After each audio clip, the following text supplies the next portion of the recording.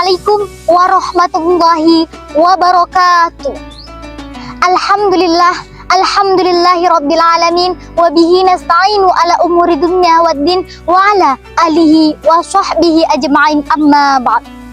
Segala puji bagi Allah Subhanahu wa taala yang telah mempertemukan kita kembali dengan bulan yang penuh rahmat, bulan yang penuh ampunan, yaitu bulan Ramadan.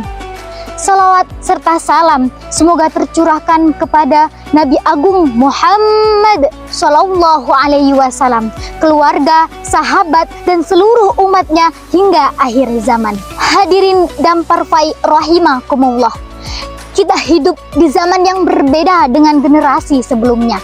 Hari ini hampir setiap aktivitas kita tidak terlepas dari yang namanya handphone. Bangun tidur, yang pertama dilihat adalah layar. Sebelum tidur, yang terakhir disentuh adalah layar. Informasi datang begitu cepat, berita menyebar tanpa saring, komentar mengalir tanpa pikir. Di era digital ini, menjaga iman menjadi tantangan yang nyata, bukan karena kurangnya ilmu, tetapi karena terlalu banyaknya distraksi. Bukan karena sulitnya mencari kebaikan, tetapi karena terlalu mudahnya mengakses keburukan. Disinilah Ramadan hadir sebagai madrasah pengendalian diri. Allah Subhanahu wa taala berfirman dalam Quran surat Al-Baqarah ayat 183. Bismillahirrahmanirrahim. Ya ayyuhalladzina amanu kutiba alaikumusiyam kama kutiba alal ladzina min qablikum la'allakum tattaqun. Wahai orang-orang yang beriman, diwajibkan atas kamu berpuasa sebagaimana diwajibkan atas orang-orang sebelum kamu agar kamu bertakwa. Tujuan puasa adalah takwa, dan takwa di era digital ini bukan hanya sekedar menahan lapar dan haus, tetapi juga menahan diri dari menyebarkan berita yang belum tentu atau belum jelas kebenarannya, berkomentar kasar di media sosial, melihat konten yang tidak pantas, dan pamer ibadah hanya untuk mendapatkan pujian. Rasulullah Shallallahu Alaihi Wasallam bersabda, barang siapa yang tidak meninggalkan perkataan dusta dan perbuatan buruk, maka Allah tidak butuh ia meninggalkan makan dan minumnya.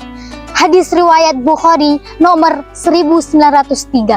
Hadis ini sangat relevan dengan kehidupan hari ini. Betapa mudahnya tangan kita mengetik sesuatu yang dapat melukai orang lain. Betapa cepatnya membagikan sesuatu tanpa tabayyun. Padahal bisa jadi satu unggahan kita menjadi sebab dosa yang terus mengalir. Hadirin dan parfai rahimakumullah, Ramadan adalah bulan latihan. Latihan sabar ketika lapar, latihan menahan emosi ketika marah, latihan menahan keinginan ketika ada godaan. Jika kita mampu menahan diri dari yang halal seperti makan dan minum, mengapa kita tidak mampu menahan diri dari yang jelas-jelas haram? Ramadan mengajarkan kita bahwa kita sebenarnya mampu mengendalikan diri, hanya saja seringkali kita tidak membiasakan diri. Mari jadikan Ramadan ini sebagai momentum perubahan digital kita. Pertama, ubah cara kita menggunakan media sosial. Jangan hanya menjadi penonton, tetapi jadilah penyebar kebaikan. Bagikan ayat, hadis, motivasi, dan pesan yang menenangkan hati. Yang kedua, kurangi waktu scrolling yang tidak bermanfaat. Ganti dengan tilawah Quran, karena Ramadan adalah bulan turunnya Al-Quran. Yang ketiga, jaga lisan, termasuk lisan digital. Apa yang kita tulis akan dimintai pertanggungjawaban. Setiap komentar adalah cerminan hati. Yang keempat, perbanyak muhasabah.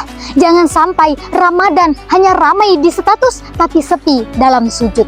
Hadirin dan parfai rahimakumullah, Ramadan hanya datang sekali dalam setahun.